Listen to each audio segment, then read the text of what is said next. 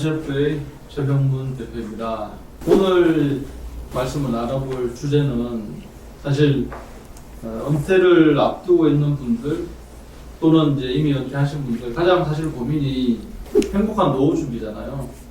물론 뭐 생활비가 가장 큰 이제 비중을 차지할 텐데 오늘도 이제 이 진짜 여러 편에 나눠가지고 말씀을 나눠볼 텐데 은퇴 또는 예정자를 위한 행복한 노후 준비, 정말 누구나 다 꿈꾸는 행복한 노후 생활 어떻게 준비를 해야 될지 이제 세부 내용들을 이제 들어가기 앞서가지고 은퇴 전 뭐 준비할 뭐 여러 가지 많지만 뭐 거주할 주택에 대한 준비, 또 노후 생활비는 충분한가, 또 노후 의료비에 대한 준비는, 또 자녀에 대한 지원도 또 생각을 해봐야 되고요. 좀 디테일하게 하나씩 좀 얘기를 나눠보도록 하겠습니다. 오늘 함께 진행해 주실 분은 우리 안봉학 CFP님 또 오경영 CFP님 두 분 전문가를 모시겠습니다. 안녕하세요. 안녕하세요. 네, 반갑습니다. 네. 반갑습니다. 오늘 참 좋은 주제를 가지고 우리가 얘기를 좀 나눠볼 텐데요. 행복한 노후 준비 어떻게 하면 됩니까? 잘 준비하면 잘 준비를 해야 되겠죠. 네. 은퇴를 앞둔 분들이 제 주위에도 이제 워낙 많거든요. 저도 이제 나이가 좀 되다 보니까 몇 년 선배 뭐 이런 분들 보면 이제 은퇴를 이미 했거나 또는 바로 이제 앞두고 있거나 이런 분들이 많습니다. 이분들한테 이제 먼저 그 시작하는 의미에서 한 말씀씩 좀 해주시면 되겠습니다. 네. 저도 이제 50대에 접어들면서 본의 아니게 1년에 은퇴자분들을 한 100여 분 정도씩 뵙는 것 같아요. 100가정 정도를. 근데 그분들 보면서 제가 참 많이 사실 공부를 하는데요. 그분들 보면 돈이 많다고 다 행복한 건 아닌 것 같고 본인들이 갖고 있는 자산을 좀 잘 파악하시고 본인의 어떤 생활 수준이라든가 거기에 맞게 이렇게 좀 생각하시는 분들이 오히려 더 행복 지수는 높은 것 같고요. 돈이 많으신 분들이 오히려 더 고민이 더 많으신 것 같아요. 저희가 이제 오늘 준비한 내용은 사실 은퇴라는 용어가 굉장히 긴 시간을 포괄하는 거잖아요. 저희 뭐 60세 하시더라도 한 30년인 거예요. 그거를 저희가 불과 한두 시간 만에 이렇게 다 정의를 내릴 수는 없지만 어쨌든 피해갈 수 없는 부분이니까 미리 한번 점검해야 될 부분이 뭐가 있을까 이런 부분 위주로 좀 준비를 했습니다. 우리 오경영 전문가님은 네. 저도 이제 은퇴를 앞두고 계신 분들 혹은 이제 은퇴를 목전에 진짜 은퇴를 맞이하신 분들 많이 상담을 하고 있는데요. 그러니까 생각보다 많이 준비를 하신 분들도 은퇴가 굉장히 벼락같이 온다라고 말씀을 많이 하세요. 그래서 생각보다 많이 당황스러워하시고 은퇴자금 활용이라든지 이런 부분, 뭐 자금을 인출하는 부분이라든지 이런 것들 되게 어려워하시는 분들이 많으시고요.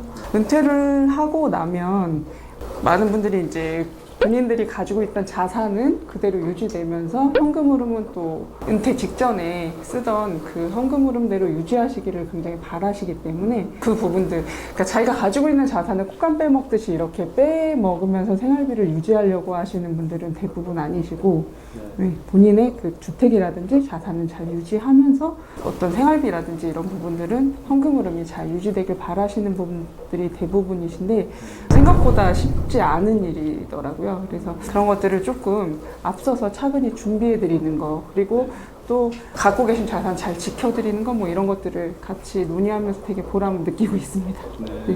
네, 말씀해 주신 대로 이제 돈이 많은 분들이 고민이 많다. 그다음에 딱히 노후 생활 그러면 이제 부쩍 생각하는 게 진짜 어느 곳에서 은퇴 생활을 할까? 그리고 은퇴 생활비는 어떻게 준비할까? 이게 가장 사실은 큰 두 가지 같습니다. 여기에 대해서 한번 말씀해 주시죠. 네. 우선 저희가 어디에서 살고 얼마가 필요할지를 얘기하기 전에 이제 많은 그 은퇴하신 분들 이렇게 만나다 보니까 그분들이 그런 말씀을 하세요. 자, 내가 돈이 아무리 많아도 결국은 앞으로 10년에서 한 15년 정도 많이 쓰지. 한 70대 중반 넘어가면 그렇게 돈이 많이 필요하겠냐. 그래서 그 우리 표에 한번 기본적으로 제가 좀 우리 우재룡 박사님께서 저서에 발표했던 내용을 한번 정리해 봤는데요. 투자하시고 한 10년에서 15년 정도는 정말 돈이 많이 들어가더라. 그동안 하고 싶었던 것들, 또 많이 이제 그 직장 생활하시면서 시간이라든가 뭐 여러 가지 경제적 요건 때문에 못했던 것들을 결국은 퇴직하시고 초반 한 10년, 15년 동안 많이 하신다는 거죠. 그 기간에 돈이 제일 많이 들어가는데 우리가 은퇴 생활비가 그러면 이 60세부터 90세까지 동일한 금액이 필요하냐 그렇게 생각하지는 않고요. 보통 한 10년에서 15년 정도 많이 필요하시고 그 다음부터 이제 회복기를 거쳐서 본인 남편이 먼저 좀 많이 아프시고 또 우리 이제 평균 수명이 여자분이 또 기니까 우리 이제 부인이 좀 아프시고 그 다음에 인생을 마감하는 그 단계에서는 직전 생활비에 보통 한 뭐 60에서 한 80% 정도 그 정도 필요하다고 생각을 합니다. 그래서 우선은 오늘은 저희가 이제 그 초반에 좀 생활비가 많이 들어가는 그 규모를 개인마다 편차가 굉장히 커요. 은퇴자분들은 특히 이제 직장 다니시는 돈을 모으는 단계에서는 편차가 뭐 있다고 하지만 그렇게 크진 않는데 은퇴하신 분들 입장에서는 정말 200만 원 쓰시는 분도 있고 1000만 원 쓰시는 분도 있는데 저희가 일단 기준을 잡은 거는 대략 수도권에 거주하신다는 개념으로 해서 한 450만 원 정도를 초기 한 10년에서 15년 정도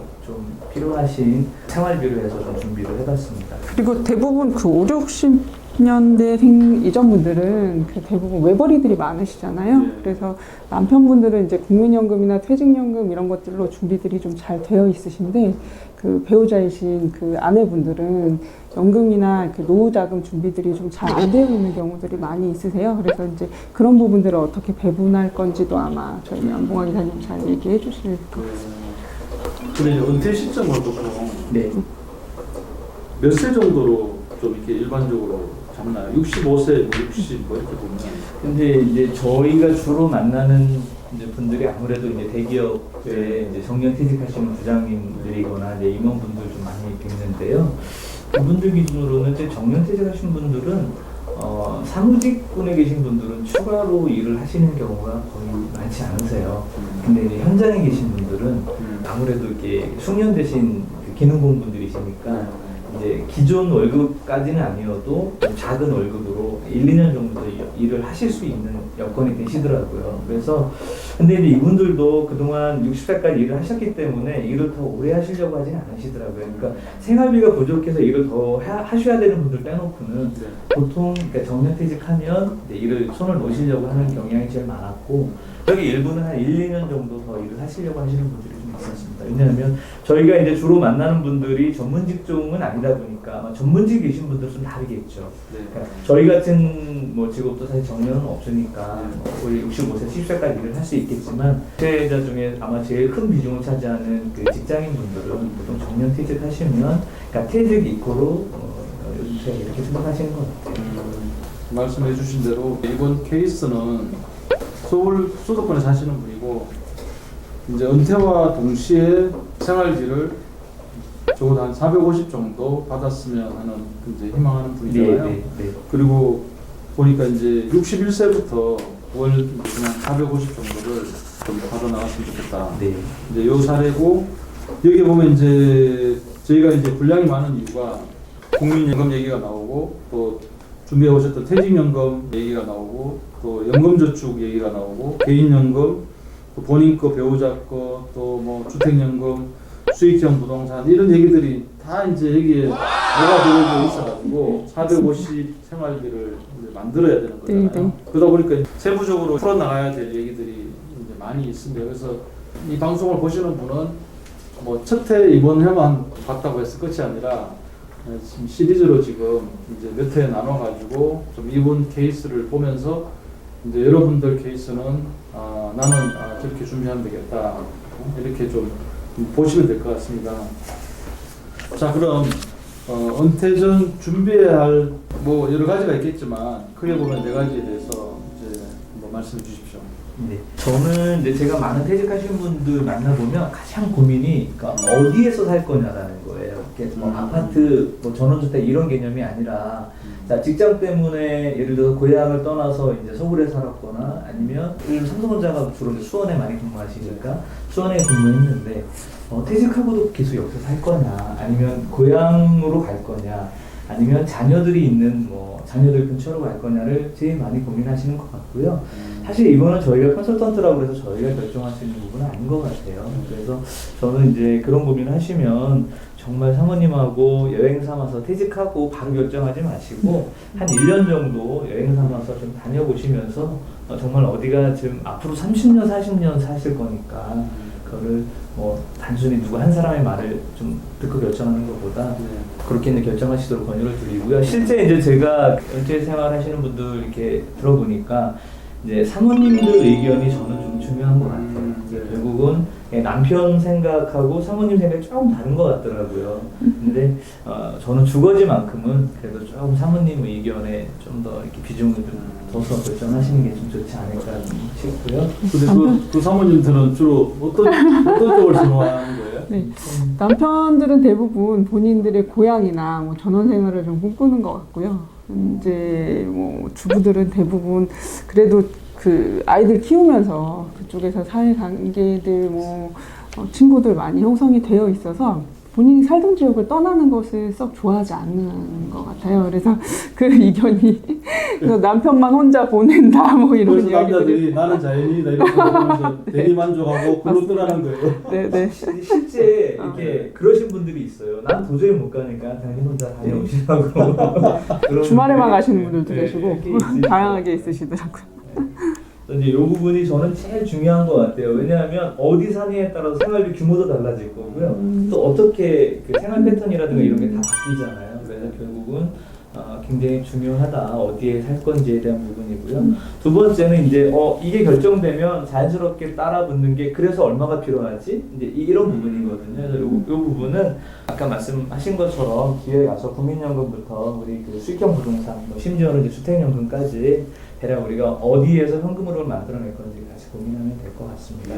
그리고 이제 70대 중반 넘어가면서 점점 더 중요해지는 게 이제 의료비인데요. 거기서부터는 우리 의사님 말씀 해주시죠. 네, 노후 의료비에 대해서도 이제 많이 걱정을 많이들 하세요. 요즘은 이제 뭐 예전처럼 자녀들이 노인들을 부양하고 이런 세대가 아니기 때문에 노후에 의료비를 지출하는 부분이라든지 그리고 사망 직전에 뭐 간병비라든지 이런 것들에 대한 걱정들이 많이 있으신데 실제로 은퇴 시기의 의료비 지출이 2019년에 비해서 2030년에는 2배 넘게 증가하는 것들을 저희가 장표로 볼 수가 있거든요. 그래서 노후에 의료비를 준비를 하는 것은 굉장히 중요하고요. 그렇지만 또 그걸 준비하는데 본인의 현금 흐름을 또 많이 지출할 수 없기 때문에 적절하게 잘 준비하는 이제 방법들 그런 것들을 위한 점검을 뒤에서 저희가 잘 짚어보려고 하고 있습니다. 그리고 마지막으로 관심 있는 부분은 자녀들이 독립하는 데 있어서 도움을 주거나 아니면 사전에 증여를 해주거나 이런 부분에 대해서도 이제 관심들을 많이 갖고 계신데요. 그 부분에 대해서도 저희가 상속과 증여의 차이점은 어떤 것이 있는지 그리고 사전 증여를 어떻게 세금을 절감하면서 할 수 있는지 이런 부분들도 좀 짚고 넘어가야 될 부분인 것 같습니다. 질문 하나 드리겠습니다. 네네. 노후 의료비 실손보험이 됐건 건강보험이 됐건 이제 그다음에 국가에 이제 뭐 건강보험 있잖아요. 네. 그러면 이거 다 커버가 되는데 노후 의료비가 그렇게 걱정해야 될 정도로 많이 들어 이렇게 질문을 하는 사람에 대해서 어떻게 답변해야 돼요? 뭐 현금이 많다면 뭐 현금으로 해결하시면 되죠. 근데 이제 실제로 근데 노후 의료비가 많이 들어가냐 이 말이지. 의료보험으로 해결이 되고 개인이 들고 있는 뭐 실손보험 쪽에서 커버가 될 텐데 노후 의료비가 많이 거기 저희가 얘기하는 건 그러니까 그거를 다 현금으로 또는 보험으로 준비하라는 얘기는 아니고요. 그러니까 이제 건강보험 제도도 설명을 드릴 거고 실손보험 제도 설명을 드릴 거예요. 그리고 이제 본인이 이미 가입하고 있는 암보험이라든가 뭐 이런 건강보험을 어떻게 활용할 건지에 대한 부분인 거고요. 사실 60세이신 분들이 지금 은퇴의 시점에 보험을 신규로 가입하기는 쉽지 않으시거든요. 그래서 기존에 가입한 거에 대한 현황을 한번 점검해보고 이거를 어떻게 활용할 건지에 대한 부분을 한번 점검을 받아보시라는 거지. 지금 뭐 새로 어떤 재원을 마련하자 이런 개념은 아니에요. 사실 보험 쪽에 도움을 받지 않으면 노후 의료비가 많이 들 수도 있다 이런 얘기잖아요. 그렇죠. 그러니까 그렇죠. 지금 점검 좀 받아놓으시고 그렇죠. 네네네. 노후에 의료비가 많이 들어가는데 그거를 우리가 기본적으로 건강보험하고 실손하고 가지고 있는 보험 가지고 커버가 될 건지 아니면 추가로 더 재원을 마련해야 될 건지 그걸 한번 점검해보자는 거예요.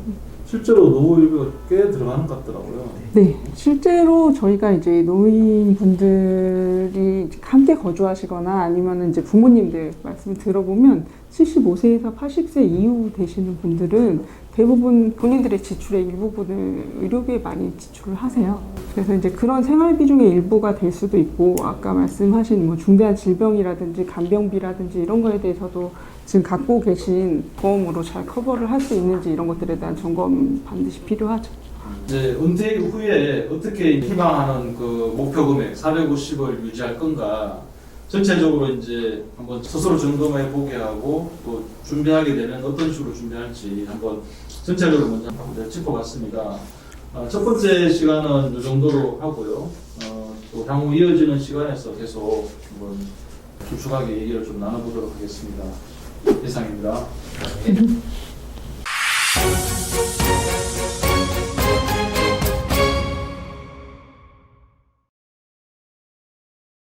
안녕하세요. 본셰프의 최병문 대표입니다. 생활비를 그러면 한번 얘기해 볼게요. 이게 노후 생활비 진짜 얼마나 필요할까? 참 이게 답은 없는 것 같아요. 저도 이제 은퇴 예정자분들, 은퇴자분들 만나면 제가 먼저 숙제를 내줍니다.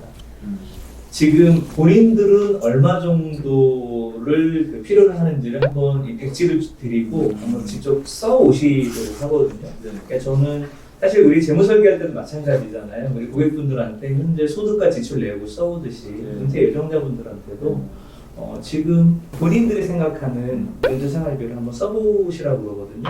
아니면 잘 어려워하시면 그냥 지금 현재 얼마 쓰시는지 한번 적어갖고 오라고 합니다. 그래서 이 장표를 이제 항상 저는 상담 시작할 때 먼저 갖고 오시고 이거 누가 쓰셨는지 여쭤보면 아무래도 지출 관리는 이제 사모님이 하는 경우가 훨씬 더 많습니다. 남편이 적는 것보다. 적어보시면서 어떠셨어요? 이렇게 여쭤보면 다들 웃으시면서 우리가 이렇게 많이 썼나요? 그러니까 생각보다 많다라는 답변들이 참 나와요.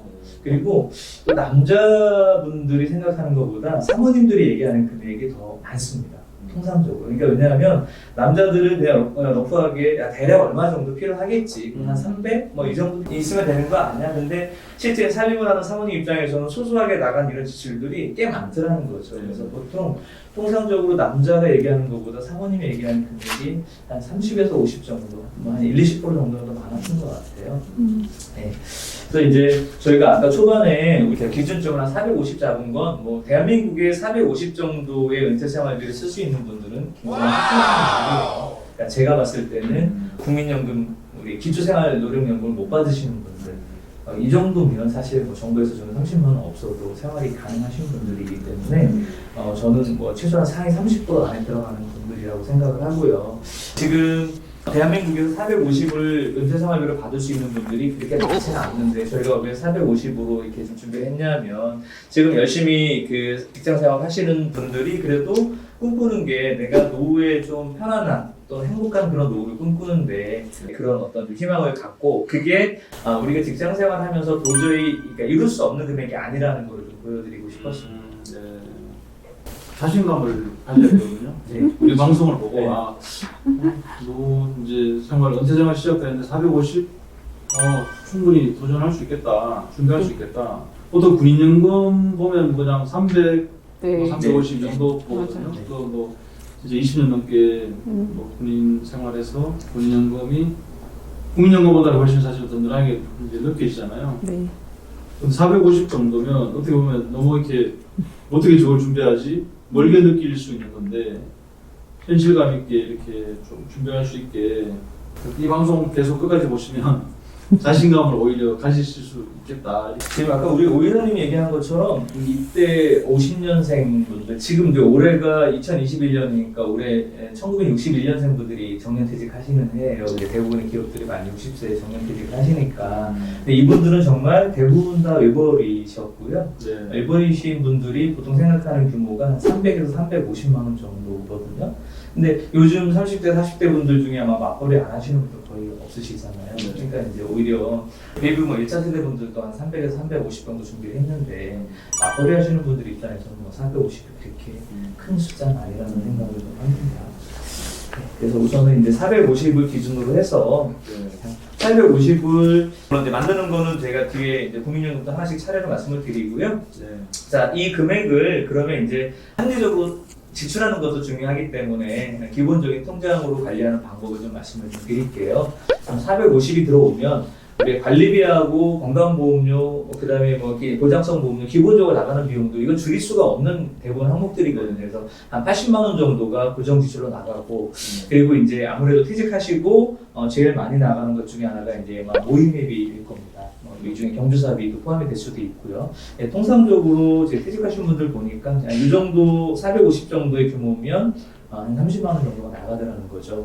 그러면 450만 원 중에서 110만 원은 그냥 자동으로 빠지는 금액이니까 그거는 뭐 그냥 연금통장에서 자동으로 빠지게 두고요. 그러면 실질적으로 쓸 수 있는 생활비는 현실적으로 340밖에 안 된다는 거예요. 그러니까 우리가 은퇴생활비 350 얘기하는 건 보통 본인이 쓰고 싶은 금액을 얘기하는 거기 때문에 여기 큰 차이는 없다라. 이거를 이제 구분해서 보면 결국은 이 가정도 450을 준비하지만 340만 원 정도를 사용할 수 있는 거고요. 우리가 연간 세금도 내고 명절 세고 기타 기념일 챙기고 이런 비용들이 보통 500에서 한 600 정도 들어가는 것 같아요. 일반 가정들이 좀 뭐 여행 경비가 많이 들어가는 분들은 뭐 1000만 원까지 들어가는데 여행 경비는 좀 별도로 치고 보면, 그러면 우리가 이제 그 돈을 따로 준비를 해야 된다고 하면 이 생활비 340 중에서 한 60만 원, 60만 원 정도를 따로 모아야 되는 거죠. 그러다 보면 매달 쓰는 생활비는 현실적으로 280만 원밖에 안 된다는 얘기입니다. 280만 원을 가지고 남편하고 부인이 이제 어떻게 나눠서 가지고 생활을 할 거냐. 그래서 저는 이제 이 부분, 특히 280만 원에 대해서는 남편, 부인 각각 체크카드로 좀 쓰는 걸로 좀 생활을 하자. 그래서 이 부분을 은퇴한 이후에 가면 너무 늦다. 그러니까 지금부터라도 빨리 이런 그 소비 패턴, 지출 관리를 좀 하는 패턴을 구비하시는 게, 준비하시는 게 좀 필요하다고 봅니다. 450에서 80만 원 고정지출 빼고 대비 모임 30만 원 빼니까 340이다. 네. 여기서 이제 비상예비 자금으로 한 달에 한 60 정도, 네. 대비 280이다. 네. 280에 이제 맞춰 살아야 되는 거잖아요. 그렇죠. 450 그러면 이게 커 보이는데 280 그러니까 이거 중요한 것도 떼버리니까 여기 그렇죠. 80, 고정지출 80만 원의 관리비는 아파트 관리비. 그렇죠. 얘기가 아파트든 있죠. 뭐 단독주택인 경우에 어차피 저 정도는 평균도 다 나가잖아요. 네. 그렇죠. 건강보험도 30이 나가야 되고. 네. 향후에 또 뒤에서 이제 다루겠지만 건강보험도 이제 누구 자녀 명의로 뭐 놓고 이렇게 안 되잖아요. 그게 아마 내년도에 바뀌기 네. 때문에 아마 내년도에 많은 분들이 상당히 좀 부담이 되는 그런 상황이 올 겁니다.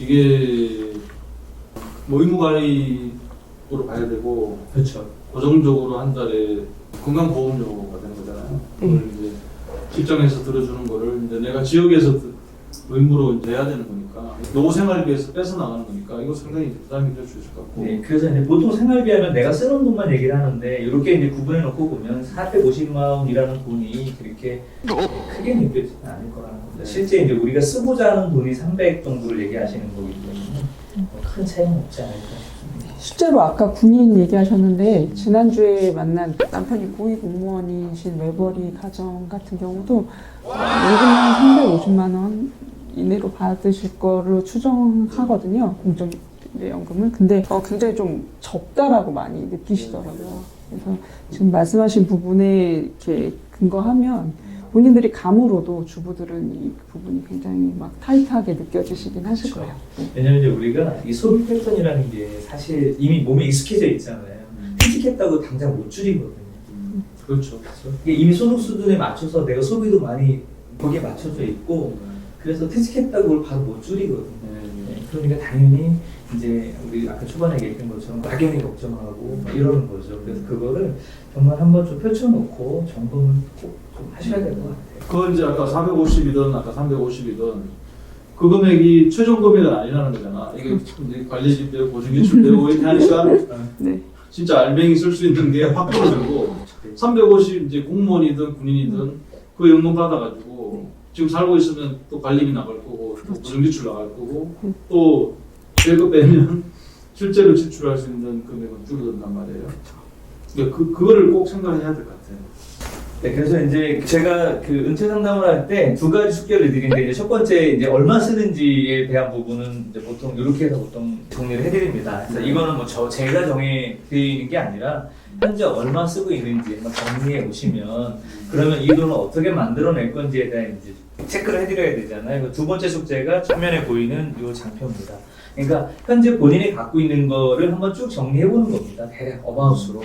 국민연금은 공단 사이트 들어가면 뭐 바로 60세부터 얼마 정도 나오는지 조회할 수 있고요. 그다음에 퇴직금, 이제 퇴직금은 뭐 대부분 본인이 얼마 정도 수령할 수 있는지 알 수 있습니다. 그리고 개인적으로 들어오는 개인연금이 어느 정도 본인 거 배우자 거 얼마 정도 있는지.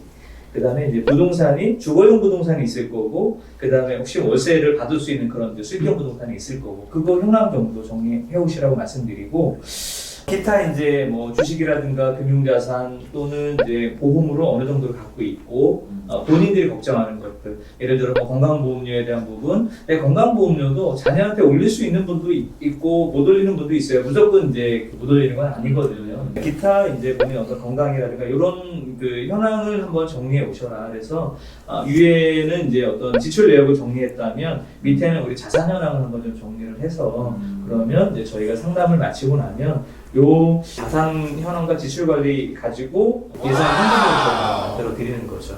그래서 이게 이제 예산 현금흐름표가 본인이 생각한 것만큼 준비가 됐다면 오히려 노후를 좀 즐길 수 있으실 거고요. 좀 부족하다면 이제 부족한 부분은 어떻게 이제 좀 메울 건지에 대한 고민을 하셔야 될 것 같습니다. 네, 좋습니다. 이제 첫 번째 편에서는 말씀해 주신 대로 은퇴 후에 강생 월급이 되는 이 요소들, 국민연금, 퇴직연금, 또 세액 공제 받으려고 연금저축 든 거, 그다음에 또 개인적으로 따로 가입하신 개인연금, 또 수익형 부동산, 또 배우자분도 또 연금이 이제 있다고 보고 이렇게 해서 이제 평생 월급을 구성할 수 있는 이 요소들에 대해서 이제 말씀해 주셨고, 그다음에 이제 자산들도 또 이제 점검을 할 거고, 향후에 이게 부족하면 또 이제 가지고 있는 주택을 또 어떤 식으로 주택연금으로 어떤 식으로 가질 건지 그런 것도 이제 고려 사항인데, 이제 은퇴 후에 어떻게 희망하는 그 목표 금액 450을 유지할 건가 전체적으로 이제 한번 스스로 점검해 보게 하고 또 준비하게 되면 어떤 식으로 준비할지 한번 전체적으로 먼저 한번 짚어봤습니다.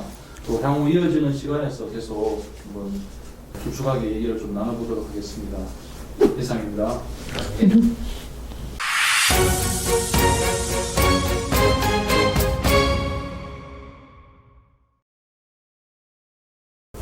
안녕하세요. 돈셰프의 최병문입니다. 오늘 또 수고해 주실 분은 안봉학 오경영 전문가입니다. 안녕하세요. 안녕하세요. 예.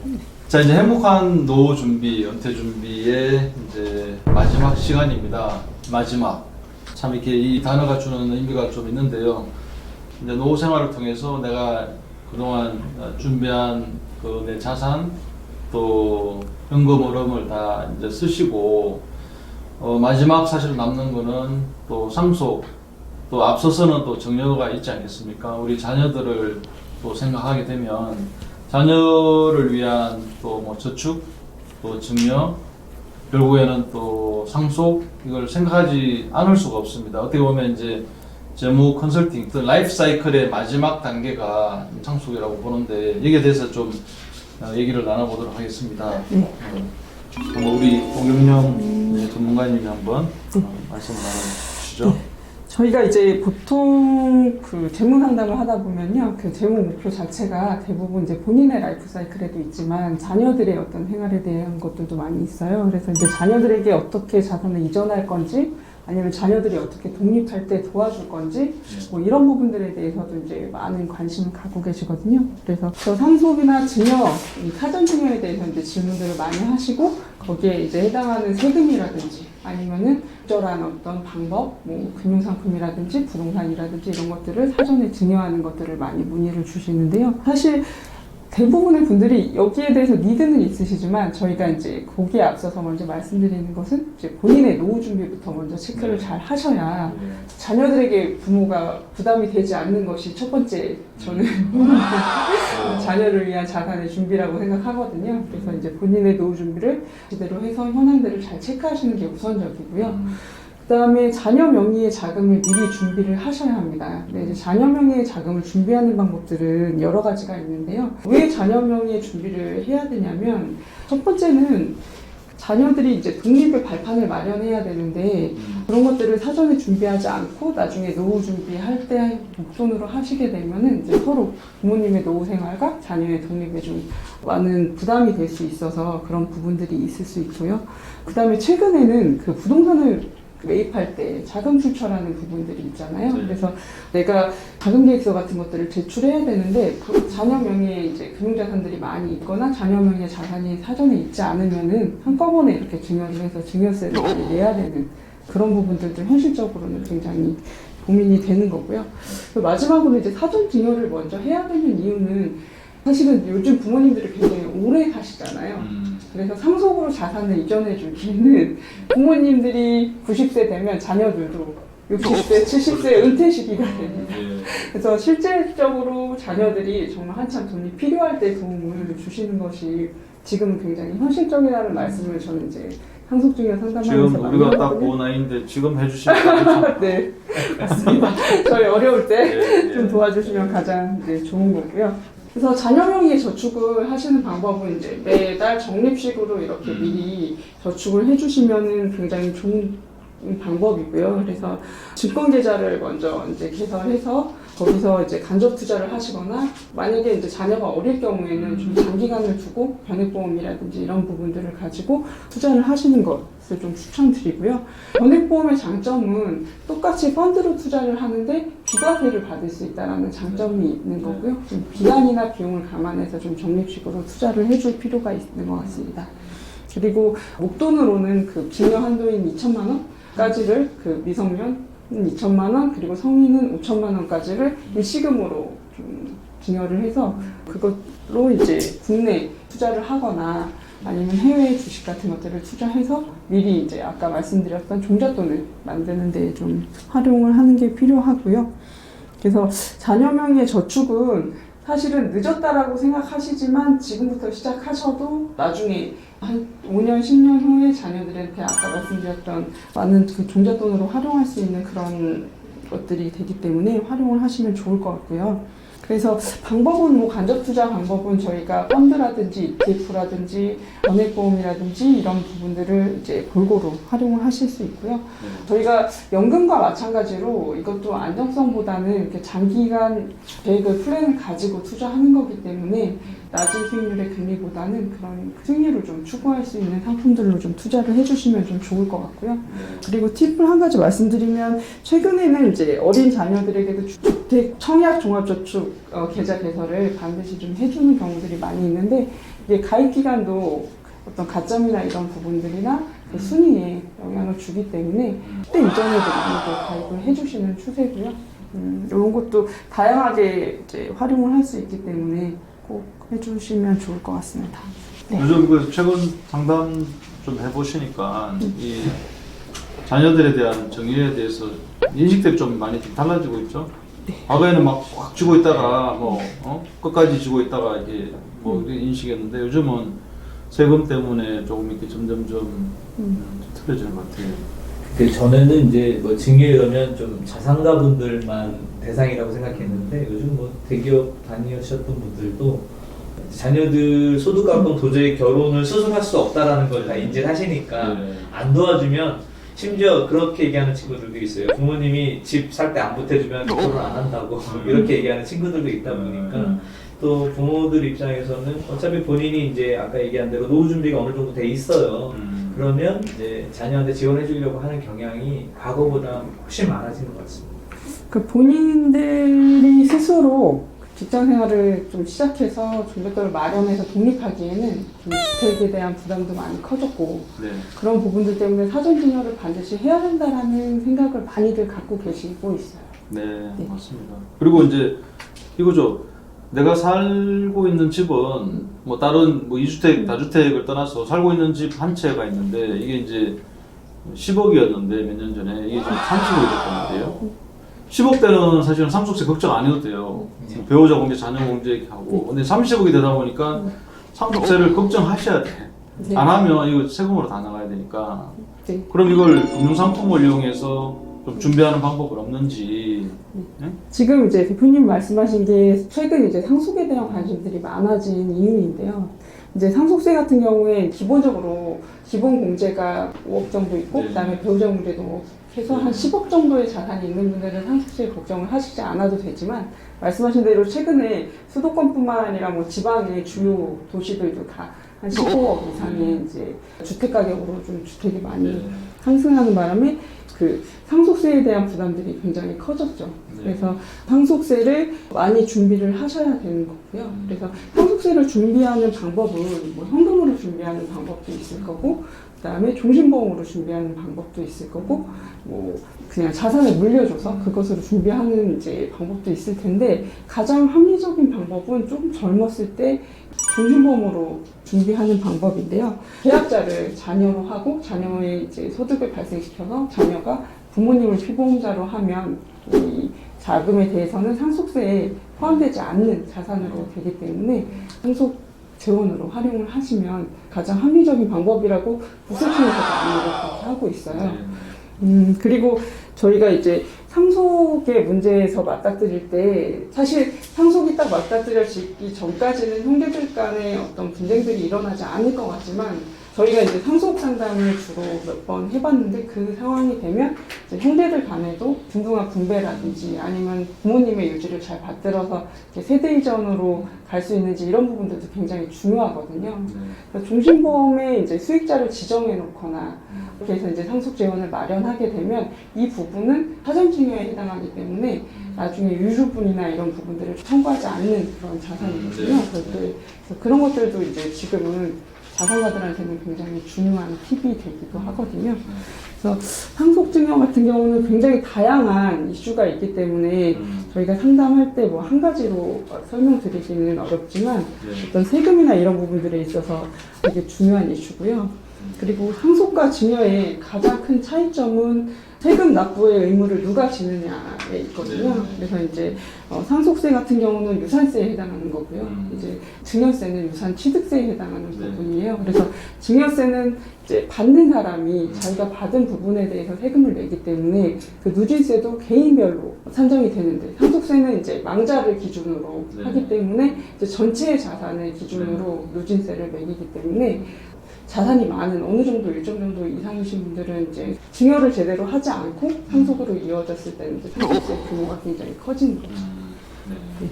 그래서 이것도 그 말씀하신 대로 과거보다는 굉장히 다 많은 분들이 이 부분에 대해서 염려를 하고 계시지만 정확한 개념을 잘 알고 계시지는 못하세요. 그래서 어떤 부분에 있어서는 사전증여가 유리한 부분도 있고 또 부모님 연세가 좀 많으셔서 이것을 상속으로 가지고 갔을 때 또 상속세에서 공제받는 부분들 때문에 더 절감되는 부분이 있기 때문에 그것도 반드시 어떤 전문가들의 그 상담을 통해서 미리 사전에 준비를 하셔야 되는데 보통 한 부모님이 한 80세 정도 되셔서 오시면 남은 기간이 얼마 없기 때문에 10년간 이제 합산되잖아요, 상속증여세가.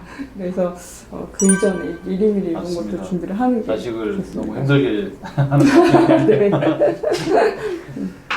이제 정리를 하겠습니다. 행복한 은퇴 준비를 위해서 이제 여러 가지 앞서 보신 편에서 여러 가지를 짚어왔고요. 오늘 마지막으로 이제 자녀에 대한 또 증여, 상속, 또 자녀 명의로 이제 저축을 어떻게 할 건가 뭐 여기에 대해서 또 한번 얘기를 나눠봤습니다. 우리 전문가의 반드시 진단과 점검을 받으시면 세금적인 부분, 절세 부분 그리고 또 진짜 슬기롭게 생각지도 못했던 부분을 좀 이렇게 세이브할 수 있는 이런 부분들이 분명히 있습니다. 그래서 우리 두 전문가와 이제 말씀 나눴듯이 꼭 좀 저희 전문가 통해서 한번 노후 준비를 효율적으로 내가 잘하고 있는지 반드시 점검 받아보시기를 권해드리고 싶습니다. 이상으로 이 행복한 노후 준비 편을 마치도록 하겠습니다. 감사합니다. 고맙습니다. 수고하셨습니다.